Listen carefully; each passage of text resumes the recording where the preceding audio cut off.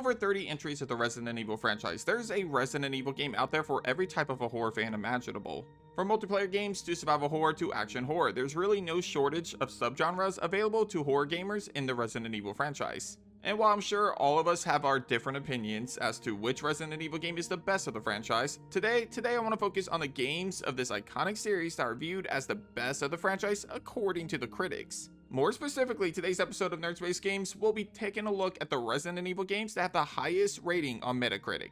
To keep things interesting, we'll only be featuring one version of each game, whether that be the original, the remake, or a remaster of each game of the series when considering each entry for this list. Make sense? Before we get started though, if you haven't already, please consider subscribing to the channel for more survival horror content. Also, hit that like button if you enjoyed today's topic. Anyway, my name is Ruben with Nerd Space Games, and this is the top 10 highest rated Resident Evil games according to Metacritic. Let's get it. Number 10, Resident Evil Revelations 82. While the story of the game does pull away from the horror-focused tone seen in earlier entries in favor of an espionage story, Resident Evil Revelations is, for the most part, a fun entry of the franchise. With fan-favorite characters Chris Redfield and Jill Valentine front and center, in which we follow them leading up to the events of RE5, a new setting that puts our heroes on a cruise ship full of monsters, and the new T-Abyss virus that turns the infected into ooze-like creatures. Resident Evil Revelations was surprisingly a lot of fun despite it appearing first on the Nintendo DS. Would I put it in the top 10 games of the franchise personally? Probably not. But I can see why some might view this as a fantastic entry to the series, and I can only imagine how much more fun it would have been if Capcom made the main campaign of this game co-op. Number 9, Resident Evil 0 83. I don't care what anybody says, I actually really enjoy RE0 more than most fans out there. And despite the negative feedback it's received from most fans, it appears the critics actually agree with me to some degree. Sure, the game definitely has its flaws. The drop item mechanic in place of the inventory box created a ton of unnecessary backtracking, and the boss fights of the game are some of the worst in the franchise. Despite that though, this is the game that really made me fall in love with Rebecca Chambers as a character. As a damsel in the first Nightmare, and the fact that she never appears in another video game after that one, Resident Evil 0 is truly the only game that really showcases how much of a badass this rookie medic on Stars really is. Add that to some of the most creative puzzles, the fantastic soundtrack, iconic locations like the train at the start of the game, and a deep dive into the lore of how the outbreak in the Arklay Mountains really went down, and you have one hell of a classic Resident Evil game that's aged really well over these past 20 plus years. Number 8, Resident Evil 5 83. So it's no secret that I prefer the survival horror games over the action horror games of the franchise, but even I can't argue how much fun RE5 is to play with friends. The Mercenaries mode is one of the best in this series, and the fact that we get the reunion of so many classic RE characters like Chris Redfield, Jill Valentine, and Albert Wesker is worth the price of admission alone. Yeah, the gameplay definitely moves farther away from its horror roots, but it also improves on some other elements like more interesting boss fights and iconic cutscenes. Actually, one of my favorite cutscenes in the whole franchise is the fight between Jill Valentine and Chris Redfield versus Albert Wesker. Speaking of which, RE5 also features one of the best story-based DLCs in the entire series in the form of Lost in Nightmares. Sheva Alomar, a new Resident Evil character introduced in this game, also wins us over immediately, and to this day fans of the franchise have been begging Capcom to bring her back in a future entry. Number 7, Resident Evil Village 84. I'll admit I was harder on Resident Evil Village in the past, but after replaying it a little while ago, it's actually not as bad as I thought it was. Would I put it in the top 7 best RE games? Probably not. But there are things that the game does do right that ultimately impressed me. The story of Village is without a doubt one of the best stories of the franchise in my opinion. Ethan Winters, a character that honestly I didn't really love that much in RE7, was better developed, and watching his story from start to finish in this game kept me intrigued throughout the entire game. I know Mother Miranda actually got some hate, but I, for one, actually always appreciated her character. In fact, I felt like she would have been a great character to continue as the new franchise villain, just like Albert Wesker served as the main villain for decades before his death in RE5. And while the game was far from the scariest game of the franchise, there were elements of this game that really terrified the hell out of me. For example, the basement of House Beneviento is one of the scariest areas in Resident Evil, and the first encounter with a Lycan was both brutal and terrifying. The combat was far better in Village than its predecessor, Resident Evil 7, and if Capcom just delivered more on horror aspects of the game, Village could have very well been one of the better RE games ever made. Number 6, Resident Evil 7 86. One of the scariest RE games out there is Resident Evil 7, especially if you play this game on VR. This game reinvented the franchise once again as it went back to its horror roots with a brand new twist, first person. While there have been first-person Resident Evil games in the past, they were all spin-off games and primarily focused on action gameplay over horror. Resident Evil 7 instead took inspiration from PT and made it their own, creating one of the best and scariest survival horror games of all time. Now personally, I would put Resident Evil 7 in the top 3 of this list at the very least, especially considering the focus on horror it had, the incredible set design of the Baker estate, and the DLCs that followed, which far surpassed any other Resident Evil games in terms of the post-game content. Seriously, you have the banned footage, Volume 1 and 2, and of Zoe, and not a hero DLC. While the game might have pissed off speedrunners and players looking to play through the story multiple times, thanks to the fact that you couldn't skip cutscenes, Resident Evil 7 is still to this day one of my favorite games of the entire franchise. Number 5, Resident Evil 2002-91. It's time to knock out the trifecta of Resident Evil games that all share the same high rating of 91, starting with the game that started it all, Resident Evil. Funny enough, the original game and the remake scored a 91 on Metacritic, so you can input your favorite version of the game here. For me personally, the 2002 remake of Resident Evil is the superior way to play the story that started it all. Mainly that's due to the improved visuals, new areas to explore, additional enemy types including Lisa Trevor and the infamous Crimson Heads, and the expanded lore featured in the remake.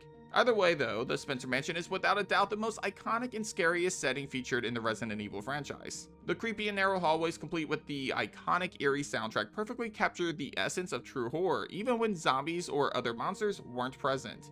We all remember the first time we entered through the front doors of the Spencer Mansion and entered the world of survival horror, and it's a damn shame that this game isn't in the #1 spot in my opinion, considering everything it did for the survival horror genre.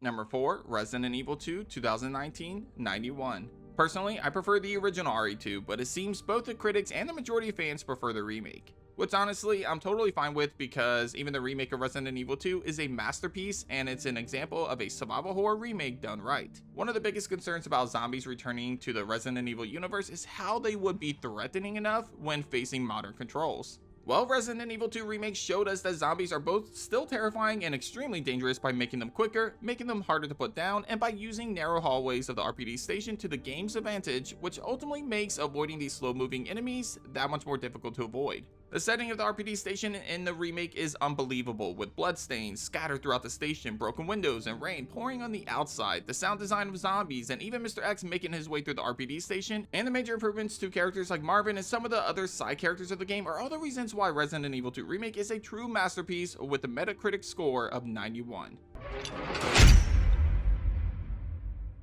Number 3, Resident Evil 3 Nemesis, 91. I love RE3 Nemesis, and despite some people feeling that it is the weakest entry of the original trilogy, RE3 added plenty of new fantastic features that ultimately made this one of the most unique games of the series, even almost 30 years later. Still, despite how much I love Resident Evil 3 Nemesis, I don't think I expected it to have this high of a Metacritic score, basically tying it with games like the 2002 remake of Resident Evil and Resident Evil 2 Remake.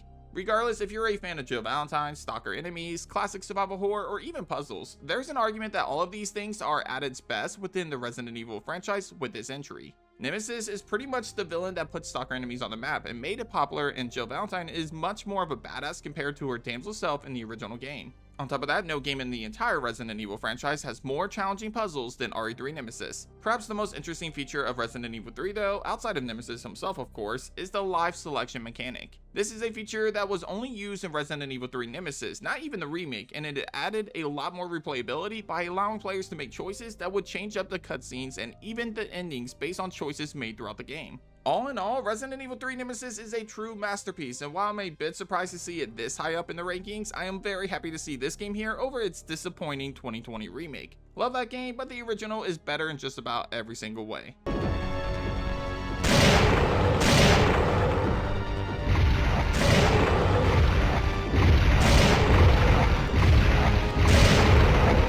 want stars?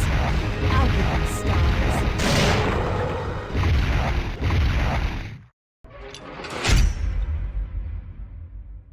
Number Number 2, Resident Evil Code Veronica 94. Okay, so this is the biggest blindside for me, but with an insane score of 94 on Metacritic, Resident Evil Code Veronica apparently claims the title as the second best Resident Evil game of all time, according to Metacritic that is. Yeah, listen, I love me some Code Veronica. The difficulty of this game is insane. The devotion to classic Resident Evil is perfection here, and seeing the Redfield siblings in the same game was chef's kiss. Despite all of that though, I honestly can't believe Code Veronica is this high up. I mean, think about it for a second. According to Metacritic, Code Veronica is better than Resident Evil 2002, Resident Evil 2 and its remake, and Resident Evil 7. It's literally better than just about every Resident Evil game out there according to Metacritic. I will say though that there are some pros that can't be overlooked that probably played a part as to why it's so high up. For one, the soundtrack is one of the best in the franchise, outside of maybe Resident Evil 2, and even that's a stretch. Alexia is one of the most intimidating villains of the franchise, and seeing Wesker and Chris face off against each other after the events of the original game was another plus. The boss fights were really good and challenging, and the knife is literally OP as hell.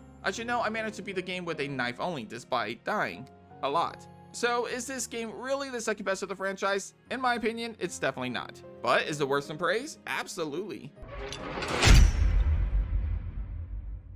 Number 1, Resident Evil 4 2005 96. While Code Veronica might be a huge shock for us, I'm willing to bet that most of you watching this video right now correctly predicted the number 1 entry. Of course, the original RE4 on the GameCube is the highest rated Resident Evil game according to Metacritic. I mean, just think about all of the different awards that this game won and all of the different fans this game brought to the franchise. Is it my favorite Resident Evil game? No, I prefer survival horror, so obviously my picks would have been either Resident Evil 2002 or RE2. But do I think that Resident Evil 4 is deserving of its score of 96 on Metacritic? Absolutely. This game reinvented the franchise, and some would argue, myself included, that it was Resident Evil 4 that ultimately brought so many new fans to the series and made Resident Evil popular again. Sure, it led to the franchise going down a dark road in which RE games would begin to lean towards action over horror, but it also featured plenty of iconic moments and features. Leon S. Kennedy is without a doubt at his best in Resident Evil 4, complete with iconic one-liners that would make him one of the funniest and most charming characters ever in the series. The boss fights of Resident Evil 4 are still to this day the best in the franchise. Perhaps they're the best in horror games period. Plus, you have the extremely addicting combat system complete with a merchant to sell you new weapons and resources, fantastic side characters that include Ada Wong and Luis, and much more that ultimately won most of us over when we first played it. But that does it for this episode of Nerd Space Games. Hit up the comments and let me know which game surprised you the most with its Metacritic score. Were you as surprised as I was to see Code Veronica so high on this list? Is there a Resident Evil game that you're shocked didn't make the top 10? Let me know your thoughts on this list down below. Anyway, if you haven't already, be sure to subscribe to the channel for more survival horror content. Also, leave a like on today's video if you enjoyed today's topic. But thanks for watching, and as always, I'll catch you guys on the next episode of Nerd Space Games. Take care.